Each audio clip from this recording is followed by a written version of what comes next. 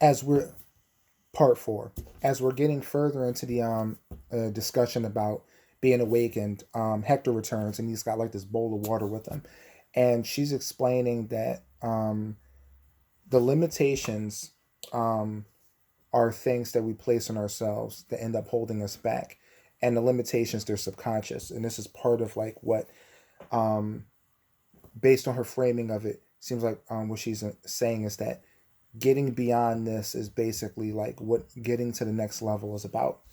Um, and like my understanding about physical output is that like Legion kind of max out about 60%, 70% of like what your physical output is, like what your body is capable of. Like thinking about like how like for human bodies in fake world, your body holds a lot back as to not allow you to get injured and everything like that. That's why a lot of times people can have those adrenaline rushes and push cars off of kids and stuff like that. Your body is generally holding that back so you don't hurt yourself. And the percentages that we can use in fake world are probably much lower, like maybe 15% or something like that. Whereas the DM is telling you here, where it seems like we can max out to about 60 or 70%, and saying that stands to reason that like the soul force might work that way as well. It's kind of a revelation that Callum is having as he's speaking with Karadwyn. Um, so um, she points out that I'm much more stable on the ground than I am in the air, and it's interesting because like one of the major reasons that Callum even goes into the air is because the ability to fly is not as like ubiquitous as it is in other games and other fictions. So it's a real serious advantage. But like when it comes to Callum's ability to resist things, like for instance, when she hit me with that technique that was like what was it called? Uh the Nessa wax technique. Um like it would have been easier for me to resist that had I been rooted to the ground. So that's just an interesting thing to keep in mind, where it's like one of my first thoughts might be to get in the air to create that advantage, but it causes me to give something up.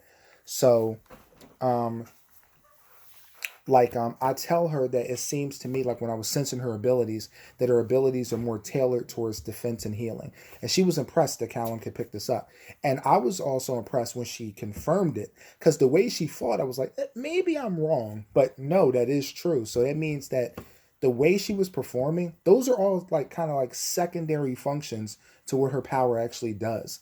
She's not really like a go out there and swing at you person, but she's strong, fast, sharp reflexes, excellent hand to hand. Her energy projection is amazing. So that's pretty awesome. Um, so she explained that the reason my Omega Flare, when I tried to balance her powers out, the reason it didn't work is like she was able to kind of like catch it. And the way she demonstrated it was like kind of like tossing something to me and kind of forced me to naturally catch it. And she was explaining that like when you when your power is trained well enough, your soul force is developed enough, you can do that with techniques and everything like that. So if somebody tries to do something to you, you can kind of like catch their offensive maneuver and stop it. And that's basically what she did.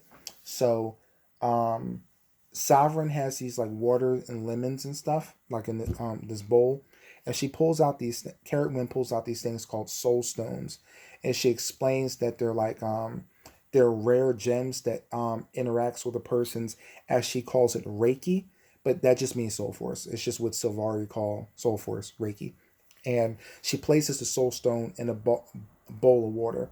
Both Hector and I, and if I keep bouncing back and forth between Hector and Sovereign, remember Hector and Sovereign are the same person.